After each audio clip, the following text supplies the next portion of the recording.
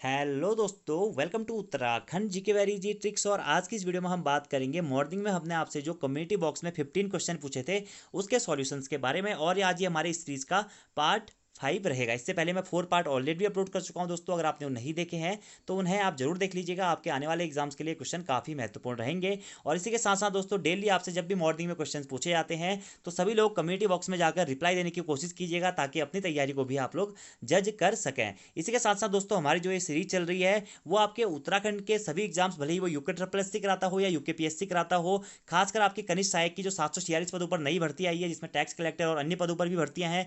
इसी के साथ साथ जुलाई में हमें आपकी जो भी वीपीडीओ और बंदी रक्षक के फॉर्म आने वाले हैं, उनके लिए भी आपकी ये सीरीज काफी हेल्पफुल रहेगी। तो सभी एग्जाम जितने भी होते हैं उत्तराखंड में, जिसमें उत्तराखंड का सिलेबस है और हिंदी का सिलेबस है, सभी के लिए आपकी सीरीज हेल्पफुल है। तो इसे आप फॉलो जरूर करें, नोट्स जरूर बनाएं दोस्तों, और इस वीडियो को डेली फॉलो करें। अगर आपने प्रीवियसली वीडियोस नहीं देखी हैं तो जरूर देख लें, और अभी तक आपने हमारा चैनल सब्सक्राइब नहीं किया हुआ है तो चैनल को सब्सक्राइब भी कर दें, और उसके बगल में जो बेल आइकन की बनी हुई आ रही है उसे भी प्रेस कर दें। और अगर वीडियो पसंद आती है दोस्तों तो लाइक और कमेंट करना ना भूलें। साथ ही आप अपना स्कोर भी 15 में से बता सकते हैं कि आपके कितने मार्क्स बन रहे हैं। तो चलिए आज के पहले प्रश्न से हम शुरुआत करते हैं कि निम्न में से पृथ्वी का पर्यायवाची शब्द नहीं है। कौन सा नहीं है दोस्तों?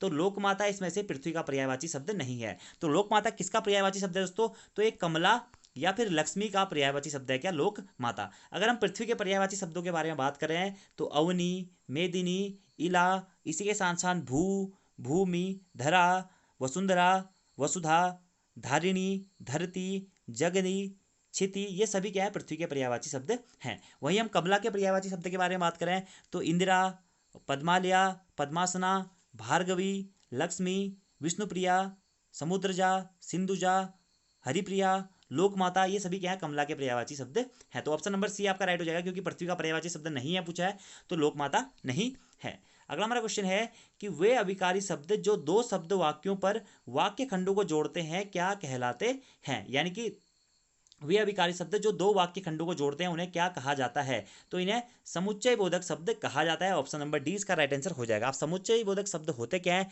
जैसे कि तब, वरना, और, किंतु, परंतु, इसलिए, अथवा, बल्कि, ताकि, एवं, तथा, ये सभी क्या होते हैं? इसके अलावा भी और भी बहुत सारे क्या होते हैं? समुच्चय बोधक शब्द होते हैं, जो कि दो शब्द वाक्यों या दो वाक्य खंडों को जोड़ने के कार्य काम में आते हैं। तो ऑप्शन नंबर डी इसका राइट आंसर हो जाएगा। अगला हमारा क्वेश्चन है दोस्तों कि गंगाजल शब्द में कौन सा समास होगा? ठीक है, तो गंगाजल में कौन सा समास होगा? इसमें हो जाएगा दोस्तों आपका तत्पुरुष समास। ठीक है, देखिए आप, समास क्या होता है? दो या दो से अधिक शब्दों से मिलकर बने नए सार्थक शब्द को क्या बोलते हैं? समास कहते हैं। ठीक है, और समास का मतलब क्या होता है? संक्षिप्त करना, यानी कि संक्षिप्त, यानी कि शब्दों का संक्षिप्तीकरण ही समास हमारा कहलाता है। मेनली समास के हमारे 6 भेद होते हैं दोस्तों: अव्ययी भाव समास, तत्पुरुष समास, कर्मधारय समास, द्विगु समास, द्वंद्व समास और बहुव्रीहि समास। तो गंगाजल, गंगाजल को अगर आप डिवाइड करेंगे तो गंगा का जल। ठीक है, तो तत्पुरुष समास होगा इसमें दोस्तों। क्यों? क्योंकि तत्पुरुष समास में उत्तर पद प्रधान होता है, तथा जो दोनों पद होते हैं जैसे गंगा और जल के मध्य में कारक चिन्ह लुप्त हो जाता है। तो इसमें कारक चिन्ह क्या है दोस्तों? का इसमें कारक चिन्ह है। ठीक है, तो आप लोग आप समझ गए होंगे। गंगा का जल कौन सा समास होगा? इसमें तत्पुरुष समास होगा, क्योंकि इसमें दोस्तों उत्तर पद प्रधान होता है और दोनों शब्दों के बीच में कारक चिन्हों का लोप हो जाता है। जैसे कि राजा का कुमार, जिसे हम राजकुमार कहते हैं, तो का लोप हो रहा है। ठीक है, तो इसमें भी अलग अलग तत्पुरुष समास के भी दोस्तों भेद होते हैं। जैसे कि कर्म तत्पुरुष में को का लोप हो जाता है, कर्म तत्पुरुष में से या के द्वारा लोप हो जाता है। ठीक है, तो इस टाइप से इसके भी टाइप हैं। जैसे कि आप बात करें रथ रथ चालक, रथ को चलाने वाला, तो यहाँ पर को का लोप हो जा रहा है। ऐसे ही मन चाहा, यानी कि मन से चाहा। ठीक है, तो इस प्रकार के जो समास होते हैं, जो कारक चिन्ह जिसके बीच में विलुप्त हो जाता है, तो उसे हम कहते हैं क्या दोस्तों?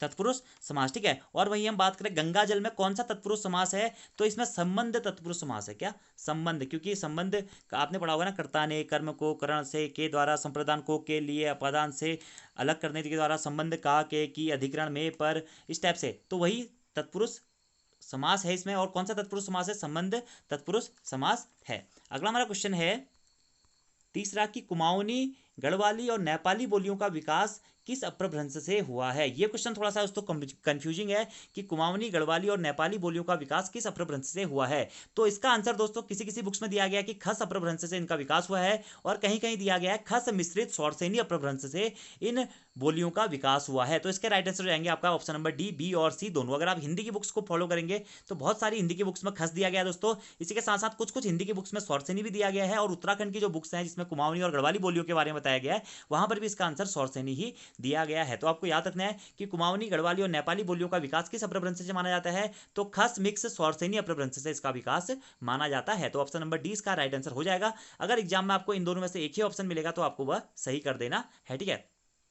और अब कुमाऊनी, गढ़वाली और नेपाली जो बोलियां आती है दोस्तों, यह कौन से वर्ग के अंतर्गत आती है, तो ये पहाड़ी वर्ग के अंतर्गत आती है, यानी कि जो पहाड़ी भाषा हो, जैसे कि हमारी राजस्थानी भाषा, मैंने आपको बताया ना, राजस्थानी भाषा होती है, बिहारी राजस्थानी हिंदी होती है, बिहारी हिंदी होती है, इसी प्रकार से पहाड़ी हिंदी के भाग माने जाते हैं क्या, कुमाऊनी, नेपाली और गढ़वाली, ठीक है। तो ऑप्शन नंबर डी इसका राइट आंसर हो जाएगा। अगला हमारा क्वेश्चन है कि हिंदी का प्रथम एकांकी किस रचना को कहा जाता है। तो हिंदी का प्रथम एकांकी कहा जाता है दोस्तों जयशंकर प्रसाद की एक घूंट रचना को, ठीक है। अप्रोक्सीमेटली 1929 के आसपास इनकी रचना प्रकाशित हुई थी और यह इनका हिंदी का प्रथम एकांकी के नाम से भी जाना जाता है। अगर हम जयशंकर प्रसाद जी के बारे में बात करें दोस्तों, तो इनका जन्म 30 जनवरी 1889 ईस्वी को उत्तर प्रदेश के वाराणसी में हुआ था, ठीक है। और जयशंकर प्रसाद जी को कुछ उपाधियां मिली हैं, जैसा कि हमारा आधुनिक कविता के सुमेरु जयशंकर प्रसाद को कहा जाता है। इसी के साथ साथ कलाधर भी जयशंकर प्रसाद को ही कहा जाता है, ठीक है। और एक और प्रश्न इनके रिगार्डिंग एग्जाम में पूछा जा चुका है कि जयशंकर प्रसाद की प्रथम कहानी कौन सी थी, तो वो थी ग्राम, ठीक है। इसी के साथ साथ इनके कुछ अन्य रचनाएं भी थी, जैसे कि कामायनी और प्रेम पथिक, प्रलय की छाया, शेर सिंह, ठीक है। इसी के साथ साथ इन्हें छायावाद के 4 प्रमुख स्तंभों में से एक स्तंभ के रूप में भी जाना जाता है, ठीक है। और सुमित्रा नंदन पंत जी ने दोस्तों जयशंकर प्रसाद जी को हिंदी में ताजमहल कह के संबोधित किया हुआ है। तो इंपोर्टेंट प्रश्न है, हिंदी में ताजमहल कह के किसे संबोधित किया गया है, तो जयशंकर प्रसाद जी को संबोधित किया गया है। तो ये काफी डिटेल है, आप लोग इसे नोट कर लीजिएगा। अगला हमारा क्वेश्चन है कि त्रिनेत्रेश्वर एकादश रुद्र देवालय और त्रिपुरा सुंदरी देवालय कहाँ स्थित है। तो त्रिनेत्रेश्वर देवालय, एकादश रुद्र देवालय और त्रिपुरा सुंदरी देवालय दोस्तों अल्मोड़ा जनपद में स्थित है। तो ऑप्शन नंबर 20 का राइट आंसर हो जाएगा, ऑप्शन नंबर बी, ठीक है। अगर हम बात करें इसमें त्रिपुरा सुंदरी देवालय का निर्माण किसने कराया था दोस्तों, तो ऐसा माना जाता है उद्योग चंद ने त्रिपुरा सुंदरी देवालय का निर्माण कराया था। और अल्मोड़ा के साथ साथ ही दोस्तों पिथौरागढ़ जनपद के बेरीनाग के आसपास के क्षेत्र में भी एक त्रिपुरा सुंदरी देवी का मंदिर स्थित है। इसी के साथ साथ चमोली में भी एक त्रिपुरा मंदिर स्थित है। और त्रिनेत्रेश्वर और एकादश रुद्र देवालय ये भी कहाँ स्थित है, अल्मोड़ा जनपद में ही स्थित है, ठीक है। अगला हमारा क्वेश्चन है कि उत्तराखंड में पर्यटन को बढ़ावा देने के लिए नई पर्यटन नीति की घोषणा कब की गई। तो उत्तराखंड में पर्यटन को बढ़ावा देने के लिए देखिए नई पर्यटन नीति पूछा गया दोस्तों, तो नई पर्यटन नीति की घोषणा की गई थी 8 अगस्त 2018 को। ऑप्शन नंबर सी इसमें आपका राइट आंसर हो जाएगा। लेकिन आपसे पूछा जाता है कि उत्तराखंड राज्य में पर्यटन को बढ़ावा देने के लिए सर्वप्रथम पर्यटन नीति की घोषणा कब की गई थी, तो सर्वप्रथम की गई थी दोस्तों कब, 26 अप्रैल 2001 को, ठीक है। लेकिन नई पर्यटन नीति की घोषणा कब की गई, तो नई पर्यटन नीति की घोषणा की गई 8 अगस्त 2018 को। इस कारण आपका राइट आंसर हो जाएगा ऑप्शन नंबर सी। अगला हमारा क्वेश्चन है कि सामरिक दृष्टि से बहुत महत्वपूर्ण भारत चीन सीमा को जोड़ने वाला 120 फीट लंबा सेनरगाड़ वैली ब्रिज कहाँ स्थित है। तो सेनरगाड़ वैली ब्रिज दोस्तों यह पिथौरागढ़ जनपद में स्थित है, मुंशियारी वाले मार्ग पर, ठीक है। मिलम मुंशियारी मार्ग को यह जोड़ता है क्या, सेनरगाड़ वैली ब्रिज। अभी हाल ही में आप लोगों ने एक वीडियो देखी होगी जो कि काफी वायरल हो रही थी कि एक पुल में ट्रक चलते चलते ट्रक के पीछे बुलडोजर रखा हुआ था और वह पुल धंस गया। तो वही पुल है क्या, सेनरगाड़ वैली ब्रिज, जिसका निर्माण दोस्तों मात्र 4 दिनों में बीआरओ के द्वारा कर दिया गया है। इसी कारण इंपॉर्टेंट है कि सेनरगाड़ वैली ब्रिज, ठीक है, कहाँ स्थित है, पिथौरागढ़ जनपद में, मुंशियारी मिलम मार्ग को जोड़ता है और भारत चीन सीमा को जोड़ने वाला 120 फीट लंबा पुल है, ठीक है। तो आपको ये पॉइंट डायरेक्टली नोट डाउन करने हैं, ठीक है। या फिर आपसे डायरेक्टली पूछा सकता है कि सेनरगाड़ वैली कहाँ स्थित है, तो ये भी पिथौरागढ़ जनपद में ही स्थित है। अगला हमारा क्वेश्चन है दोस्तों कि रामसिराई घाटी और कमलसिराई घाटी उत्तराखंड में कहाँ स्थित है। तो रामसिराई घाटी और कमलसिराई घाटी दोनों उत्तराखंड में उत्तरकाशी जनपद में स्थित है। तो ऑप्शन नंबर बी इसका राइट आंसर हो जाएगा।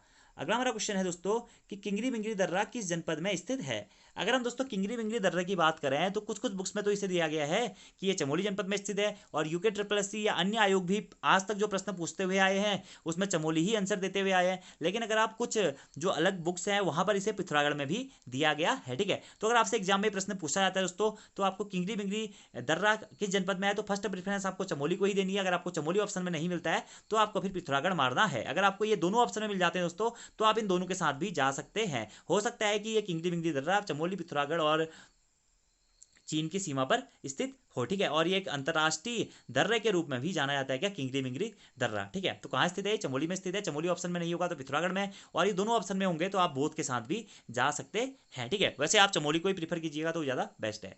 अगला हमारा क्वेश्चन है दोस्तों कि द्रौपदी का डांडा और जाओनली पर्वत चोटी से निकलने वाली दो शाखा हिमानियों के मिलने से किस ग्लेशियर का निर्माण होता है। ठीक है, तो इससे होता है दोस्तों क्या, डोरियानी ग्लेशियर का निर्माण। ठीक है, डोरियानी या डोकरियानी ग्लेशियर कहा जाता है इसे, जो कि उत्तरकाशी जनपद में स्थित है। द्रौपदी का डांडा भी कहाँ स्थित है, उत्तरकाशी जनपद में स्थित है। और जाओनली पर्वत श्रेणी भी कहाँ स्थित है, ये भी उत्तरकाशी जनपद में ही स्थित है। तो द्रौपदी का डांडा और जाओनली पर्वत श्रेणी से दो शाखाएं निकलती हैं दोस्तों, जिनके मिलने से क्या होता है, ग्लेशियर का निर्माण होता है, जिसे हम डोरियानी ग्लेशियर, डोकरियानी ग्लेशियर कहते हैं, जो कि कहाँ स्थित है, उत्तरकाशी में ही स्थित है। तो ऑप्शन नंबर सी इसका राइट आंसर हो जाएगा। ठीक है, इसी के साथ साथ बात करें सुंदरडुंगा ग्लेशियर कहाँ है, तो सुंदरडुंगा ग्लेशियर बागेश्वर में स्थित है। कलाबंदी ग्लेशियर कहाँ स्थित है, तो ये भी ये पिथौरागढ़ जनपद में स्थित है। ठीक है, अगला हमारा क्वेश्चन है कि उत्तराखंड में हरदेवल पर्वत, अभिगामिन पर्वत और सरस्वती पर्वत कहाँ स्थित हैं। तो उत्तराखंड में हरदेवल पर्वत, अभिगामिन पर्वत और सरस्वती पर्वत श्रेणियां दोस्तों चमोली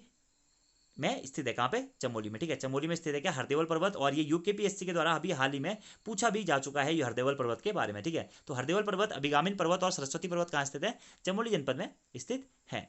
अगला हमारा क्वेश्चन है दोस्तों कि उत्तराखंड में बागनाथ बालेश्वर भैरवनाथ देवालय कहाँ स्थित है। ठीक है, तो ये जो बागनाथ बालेश्वर भैरवनाथ देवालय है ना, ये बागनाथ मंदिर का ही नाम है। ठीक है, बागनाथ मंदिर जो कि कहाँ पड़ता है, उत्तराखंड के बागेश्वर जनपद में पड़ता है दोस्तों, सरयू और गोमती के संगम पर, जिसे प्राचीन समय में मार्कंडेय ऋषि की तपस्थली के रूप में भी जाना जाता था। तो ये देवालय कहाँ स्थित है, बागेश्वर में स्थित है। इसका निर्माण किसने कराया था दोस्तों, इसका निर्माण कराया था मार्कंडेय ऋषि ने, लेकिन इसका जीर्णोद्धार किसने कराया था, तो लक्ष्मीचंद के द्वारा बागनाथ मंदिर का जीर्णोद्धार कराया गया था, किसके द्वारा, लक्ष्मीचंद के द्वारा। और ये किस शैली में बना है बागनाथ मंदिर, तो ये नागर शैली में निर्मित मंदिर के रूप में जाना जाता है, नागर शैली। ठीक है, तो इतने पॉइंट आपको इससे डायरेक्टली नोट डाउन करने हैं।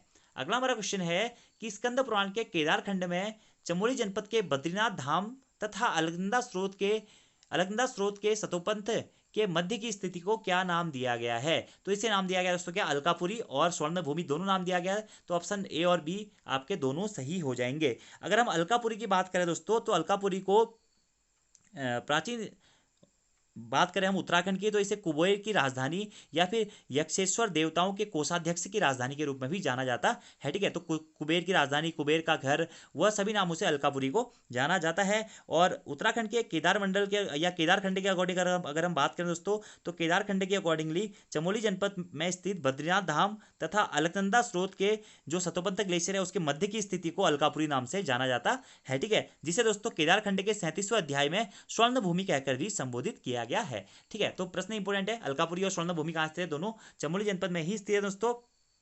और ये बद्रीनाथ धाम तथा जो सतोपंथ ग्लेशियर है उसके बीच की स्थिति को अलकापुरी और स्वर्ण भूमि कहा गया है। और अलकापुरी को दोस्तों कुबेर की राजधानी या फिर कुबेर या देवताओं के कोषाध्यक्ष कुबेर की राजधानी के रूप में भी जाना जाता है। ठीक है, तो इतने पॉइंट इंपोर्टेंट है, तो ऑप्शन नंबर डी आपका इसमें राइट आंसर हो जाएगा। ठीक है, अगला हमारा क्वेश्चन है कि उत्तराखंड में अट्टा सट्टा, सट्टा बट्टा या गोरसंटो क्या है। ठीक है, तो उत्तराखंड में अट्टा सट्टा, सट्टा सट्टा, सट्टा बट्टा या गोरसंटो क्या है दोस्तों, ये वैवाहिक परंपराएं हैं। तो ऑप्शन नंबर बी इसका राइट आंसर हो जाएगा। ठीक है, और जो हमारा अट्टा सट्टा वैवाहिक प्रथा है दोस्तों, इसी का दूसरा नाम है क्या, सट्टा बट्टा और गोरसंटो। तो इंपोर्टेंट है कि सट्टा बट्टा, गोरसंटो और अट्टा सट्टा क्या है, तो ये वैवाहिक प्रथाएं हैं। ठीक है, अगला हमारा क्वेश्चन है दोस्तों, तो आज की इस वीडियो में हमारे इतने ही क्वेश्चन थे, 15 क्वेश्चन थे, तो 15 के 15 हमने सॉल्व आउट कर लिए हैं। आप लोग अपना स्कोर भी जरूर बताइएगा दोस्तों, और अगर वीडियो पसंद आती है तो अपने दोस्तों के साथ शेयर जरूर करें।